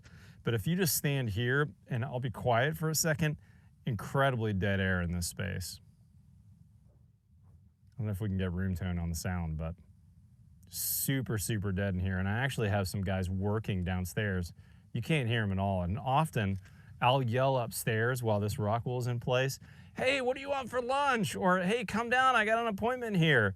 And you got to physically walk up the stairs to do it. Now that sound is going to change a little bit once sheetrock gets in. The sheetrock will bounce that noise a little bit, but this absolutely absorbs it. In fact, I actually built my studio out of this and covered with a fabric so that it would give us that noise abatement. The next thing I really like about this is it's really easy to install yourself if you wanted to do the install yourself. Now there's really just one main piece of equipment. You're gonna have to cut these bats, and they recommend using a bread knife. The professional insulators that I used Hill Country Insulation here in Austin, Texas. They did a fantastic job. Their guys have a knife that they actually sharpen every day, or probably even more than once a day. It's basically a long bread knife, although a serrated bread knife would be best. And they're so used to working with it, it makes it super easy. They're slicing those bats, they're cutting and fitting. The guys who did the ceiling here had stilts on, and man, they just absolutely installed this ceiling super fast. Once you get good at it, it actually flies on the install. So very, very quick on install. The next thing that I really like about rock wool is that it's vapor open, meaning that there could be some drying that could dry through there. By having these bats in here, I could actually dry through these bats if there was some incidental amount of moisture on the outside of the house. That's a big deal for the northern builders who really want to make sure that there's drying both directions through their insulation. They don't want a vapor barrier in the wrong spot. The next thing that I want to mention about rock wool that I really like is that it's very remodel friendly. Now, a couple years ago, I went down to help after Hurricane Harvey down to Houston, and one of the houses that I mucked out was a house that had open cell spray foam. And that area of sheetrock that got damaged and where those floodwaters were, it was an absolute mess to get not just the sheetrock out. In fact, the sheetrock came off fairly easily, but to get all that spray foam out, you basically had to dig it all out. And because it was open cell foam, it had absorbed all that moisture, and it was like a big, wet, nasty sponge pulling that out. Now, on the other hand, one of the things I like about rock wool is that it's hydrophobic, meaning if we were to take a water bottle and drip some water down this bat right here, the water would run off like water off a duck's back. It's not going to absorb that water. Okay, now we talked about 7 pros. Let's mention 3 things that could be perceived as a con. The first one that I get all the time is isn't this itchy? You know, I don't find it any itchier than any other product on the marketplace. Wear gloves, put long sleeves on, and it's really no big deal. And the other thing I like about it is the fibers on this are very heavy and dense. And so when I'm walking around in a house like this that's been insulated, there's not particles in the air. In fact, if you kind of look at the sun's rays coming through the windows, you don't see particulate matter in the air. And I feel like some of the other, I don't want to say their names, but some of the other insulations that are out there in the marketplace, they do have some of that particulate matter that's as light as air and kind of floats around. So for instance, if I go in a standard attic that's been insulated on the flat with some type of blown-in material, it's absolutely mandatory for me to put a dust mask on, because with my dust allergy, it's almost triggered immediately when I go into that space. On the other hand, I've been in my house here under construction for a solid week and a half with this rock wool in, and I've had no problems at all. Now, I'm not installing it. Like I said, I should be wearing a dust mask if I'm installing it. But in this case, I've had no issues with my allergy for dust triggering. It's a very heavy particle, and so it falls to the floor fast compared to the floating particles. Another downside I had to think about for this house was this won't stick in any locations, which means that this friction fit bat is gonna work great and stay in place, but ultimately it's gonna rely on the sheetrock to keep it in place. On the other hand, in my attic, where I used rock wool right in my rafters, I had to do a very good job of pinning it into place. I used some strips of some cloth, and I also used some tiger paws, which is basically a metal clamp, to hold that in place. But I had to think about how it would hold. Also in the band joist areas of my house, that's the areas where I've got insulation in my floor joists, where my floor joists come out and stop on my walls. That'd be an area that spray foam would work because it's gonna stick in there, but bat insulation needs to be pinned in there. Now, that seems like it'd be a downside, but in fact, I think it's actually a benefit to not have it stick, because I think I want that remodel friendliness. You know, I'm thinking about this house as one that might get passed down to a future generation. You know, I might have grandkids that live in this house someday.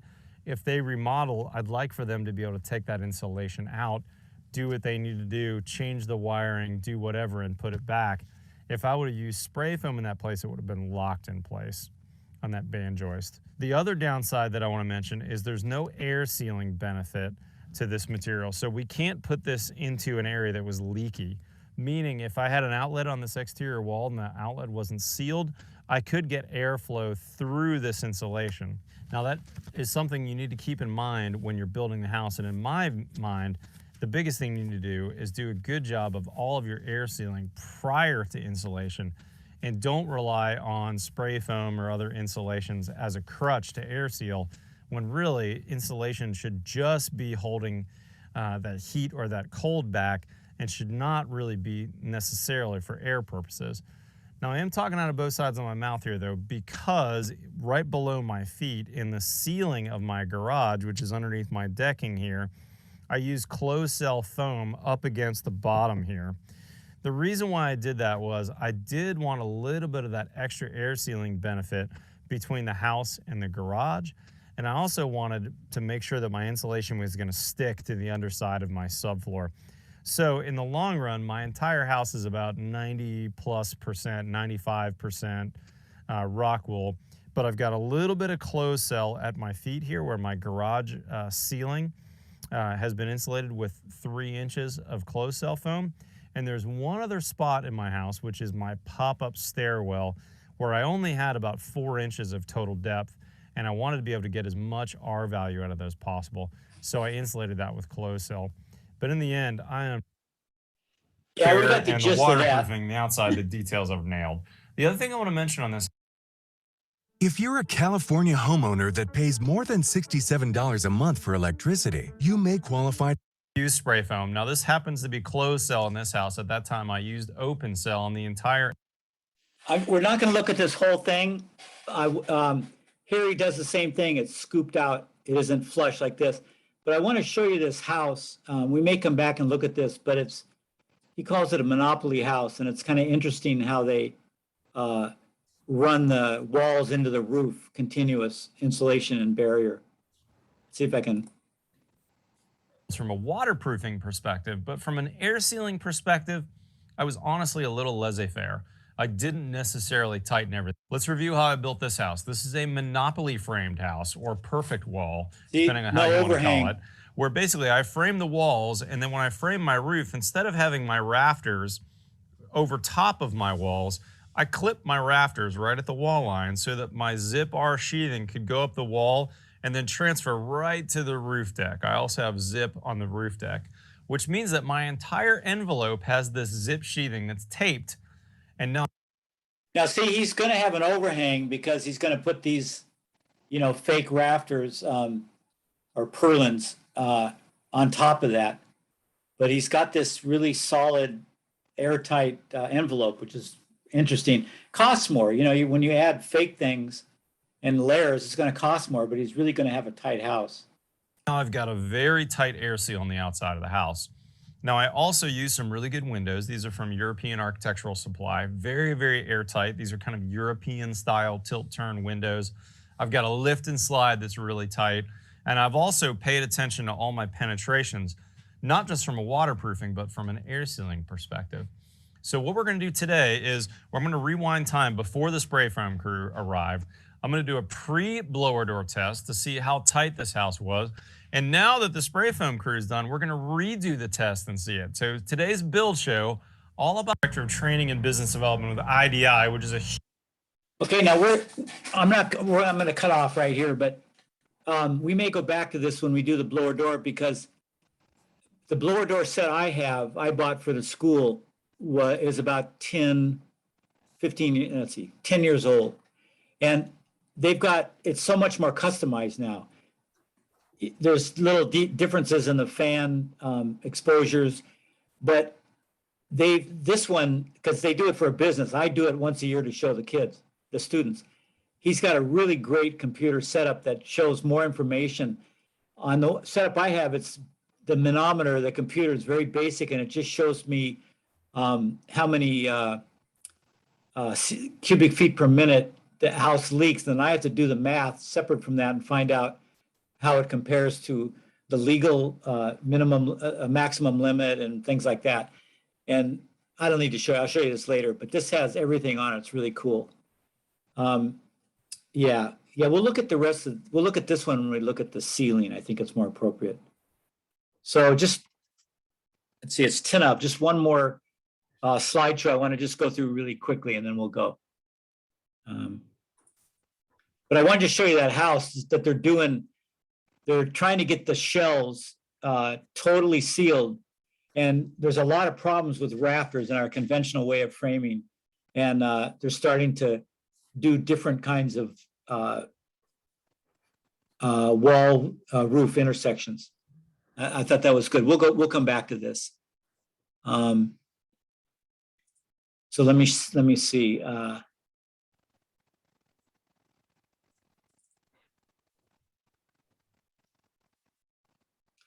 Now, do you guys see anything on the screen?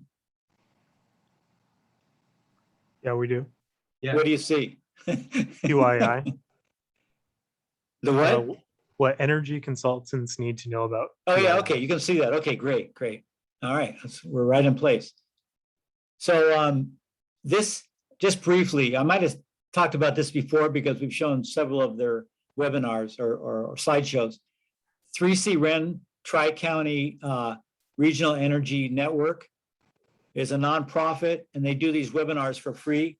And I steal the don't steal, they offer them the slideshows and the videos from them on different topics. They did one on insulation this week, and I looked at it. They just sent it to me. I couldn't go to the webinar, so they sent it to me. They just sent me the video and slideshow, so I looked at it this afternoon, and I really disagreed with a lot of the science. So I don't want you to listen to the guy, but I've got his slideshow, and I'll talk about it. The great thing about what he said, and I may skip some of this too. Anyway, the concept's called QII, quality, insulation, installation. So remember I said they found out that we aren't putting insulation in well enough, and we're losing a lot of the R value because of the sloppiness. So they've got an actual concept now, and it's being integrated into the code. So when you go through the building code process, the permit request, you've got to go through the HERS format now, and they have a checkbox. And if you check QII, then you've got to do it their way, and you've got the HERS raters way, and then you've got to have them verify that you did it that way before you can get that credit on your signed off on your inspection sheet. It is a lot harder to make a house comply under the new code than the last one because our standards are getting more stringent. This does not result in more HERS measures being specified for compliance. This does result in more HERS measures being specified for compliance. In fact, some of these HERS measures can no longer be modeled away if they fail. So if you didn't have it inspected, but you just did some of these measures and they failed, they won't let you get away with that. You'll have to make up for it, either redo it or make up for it some other way. So it's a lot harder. That was the first part of this thing, and you don't want to know all that. Okay, why the fuss over QII? There was a large study. You guys can hear me, right? Yeah, we can hear you. Yeah. Okay. There was a large study done prior to the 2005 Energy Code that determined that poor quality insulation was very common and very poor. The compliance software that models a house to determine compliance automatically derates insulation by 13. So a bad job, they may take away 13% of your insulation value, which may put you below the standard, and you'll have to make up for that somehow. If energy consultant selects QII, HERS verification is triggered, And then you have to go through their whole thing, which is good. It'll cost you some more money, but it'll do a better job. If it is not planned for from the beginning, there'll be a lot of problems. Coordination is key. Education of installers is very important. HERS and raters inspect the installation, but everyone helps make it pass.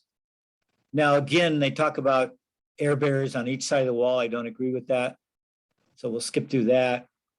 If you do this, it used to be that you had to, if you take this option where HERS has to help you with it, it used to be just the way you did the fiberglass, so there weren't gaps in it like the 1, 2, and 3 grade. Now it's more comprehensive, and they do leakage issues, not just with the fiberglass, but everywhere. So it's more comprehensive than just installation of fiberglass insulation. So you're sealing all your air leaks, which is different. Insulation is stopping conduction of heat, and air leaks are stopping the leaking of the air, the convection. So they're potentially, it's going beyond insulation into convection. So they're kind of getting away with that. And it's a comprehensive, I think it kind of oversteps a little bit. I think they should be separate and then people can address them separately, but that's the way the law is going now. This is an important concept, 6-sided contact. This is a wall, floor plate, top plate, sides, the outside, which is sheathing out there and sheetrock in here. The insulation has to touch all 6 of these sides. Bam, bam, bam, bam, bam, and bam. That's insanity as well. So somebody turn off your someone else. Hello? It just worked.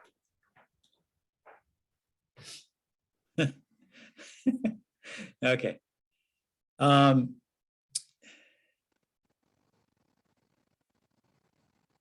Yeah, and a framed wall, if you take the insulation, this is looking down from the top, and you put insulation in and you cram it behind here so you don't cut it around the box, but you just sort of stuff it behind there.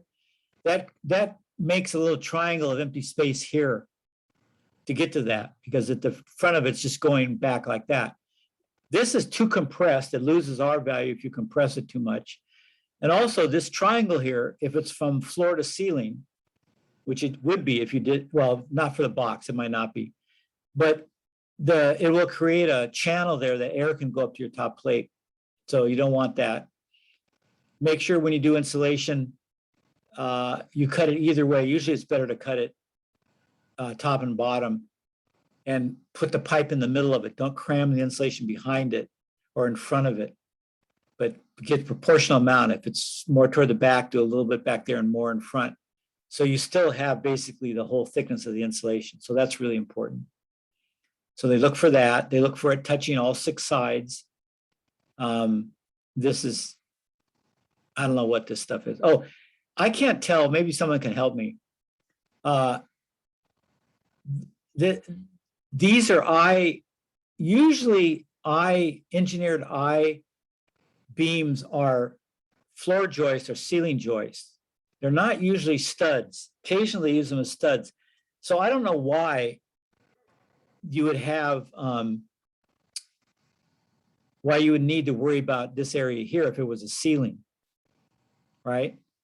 And this would be in a ceiling and that wouldn't matter either. So I'm not sure what this thing is. So, and I'm not sure what that is. So, and this is just gobbledygook.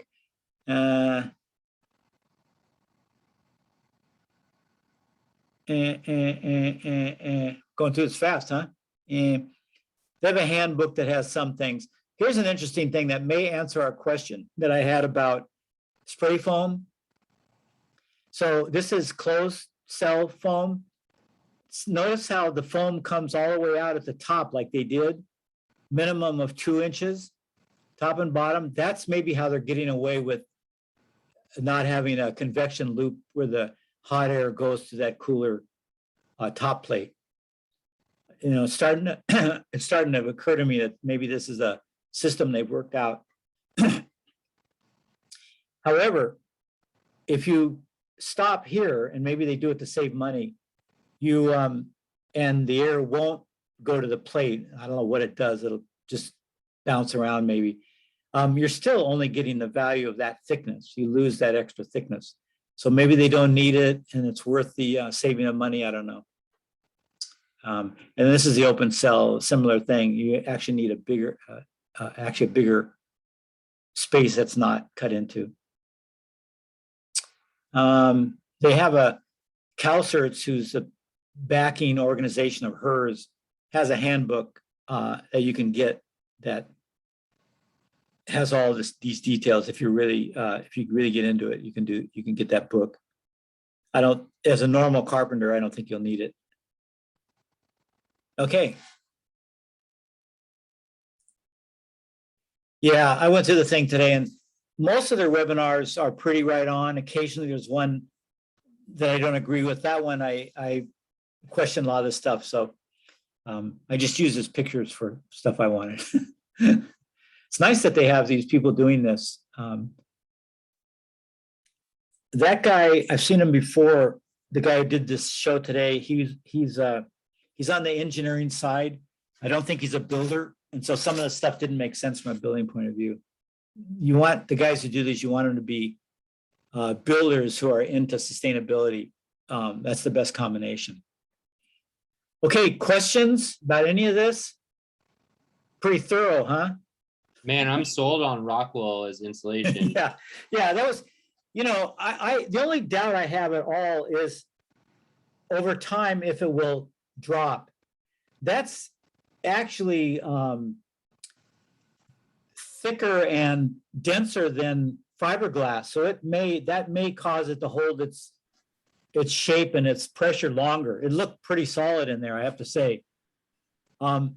Maybe we'll find out in years to come when they tear down houses and they see that some of that stuff is settled. I'm willing to learn. The only way we'll know is by letting it be used a while and then seeing if it's fallen. It's serious if it falls. The fiberglass, I didn't trust the way that was put in without backing.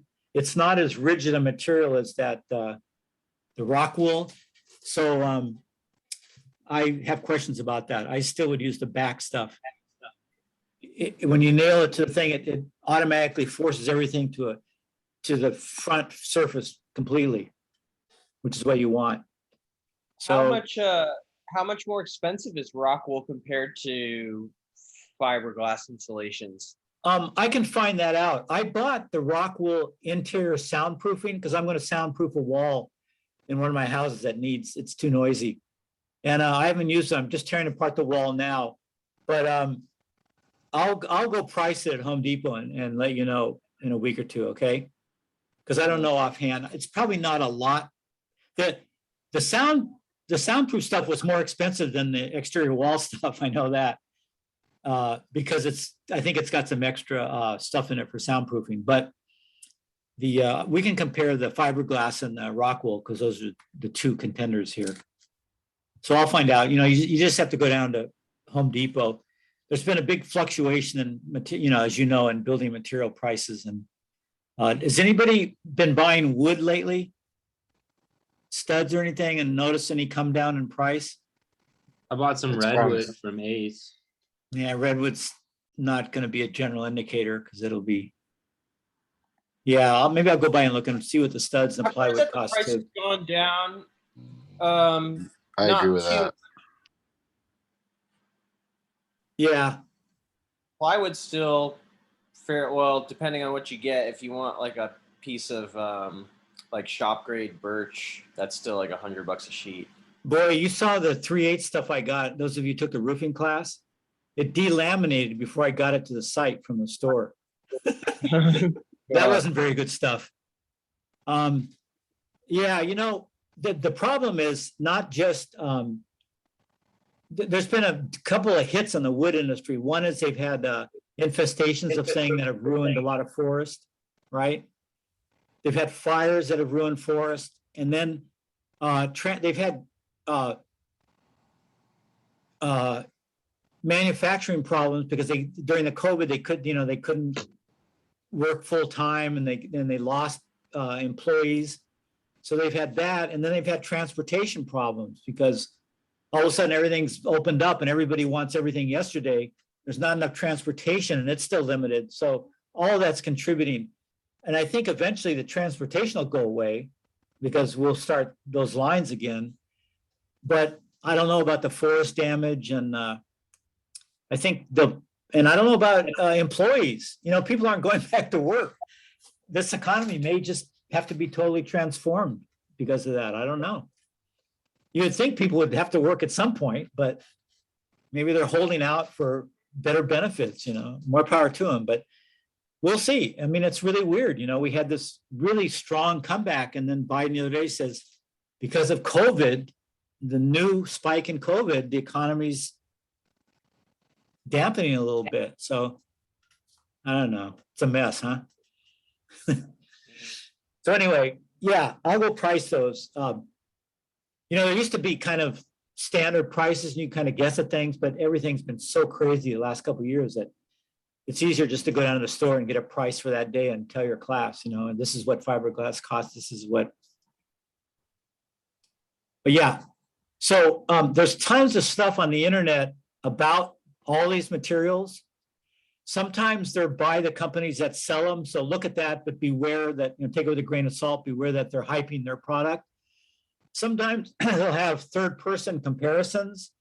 I remember I used to look into the cellulose fiberglass loose fill battles. They battled for years. There would be this ongoing, no, cellulose is better, no, fiberglass is better. They're pretty much equal, but the different companies would always do this. But I'm sure they're still doing that with all new products. So if you're really interested in finding out more and getting really down to the nitty-gritty, look that stuff up. There's a lot of good information. Just be careful of it, you know. Be careful who's giving. This Matt Rissinger said that Rockwell was sponsoring his program, but then he put down a set of objective claims that seemed pretty solid. So he's a pretty reputable guy, you know. Okay, next week, read your stuff. What is it again? It's on leak detection, right? So blower door, duct blasting, all that kind of stuff. Oh boy, more machinery. Wish I could get that computer he had. God, it did all the freaking work right in the software. Damn. Maybe you can rent one. Maybe I can rent one. Yeah. That may be one that attaches. I don't know if that actually came with that set. So yeah, maybe I can get one that just attaches onto the stuff. It's a pretty remarkable thing. That blower door is one of the great things because it's simple. I mean, it's a freaking fan, which you've had for 500 years. It's, you know, it's very simple and durable, and they do just what you need them to do. So, are you going to do that presentation from the classroom and show us with it set up? I said I might. Yeah, I wonder if that would be better. Yeah. I may not do it next week, but I will do a demonstration. I'll see if I can do it for next week, but if I can't get it together, I'll at least I'll show you the kit I have and I'll take it apart and put it together. Well, I don't need to run the test because you'll see that's good enough on. Hey Patrick, my phone's gonna die. Can I log in on a different Zoom thing and you let me No, in? you can go home. We're gonna go, Jack. Oh, okay. Yeah, we're dismissing anyway. So if you missed anything before, just watch the video for tonight. Yeah, that's what I'm gonna do. I'm just letting you know because my phone's on 1%. Okay, all right. We'll see you next time. Yeah, we're gonna go. So yeah, I'll do the setup and maybe I can turn it on because there'll be nobody there, and then I can show you the smoke stick how it shows you where the things are leaking. Yeah, I can do that. We got the camera set up. Why not, huh? Awesome. Yeah, that'd be great. Okay. If I can get it together next week, I'll do it. If not, I'll just fit it into some lesson. Okay, guys, do your homework. At least look at the stuff. That stuff's the number stuff, the math is kind of hard to understand.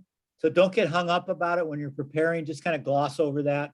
I'll go through it more thoroughly, the same stuff. Just kind of, scan it and get an idea of what we're doing. Okay. And I will see you next week. Have a good week, you guys. Thanks, Patrick. Thank too. you. All right. Okay, adios, everybody. You.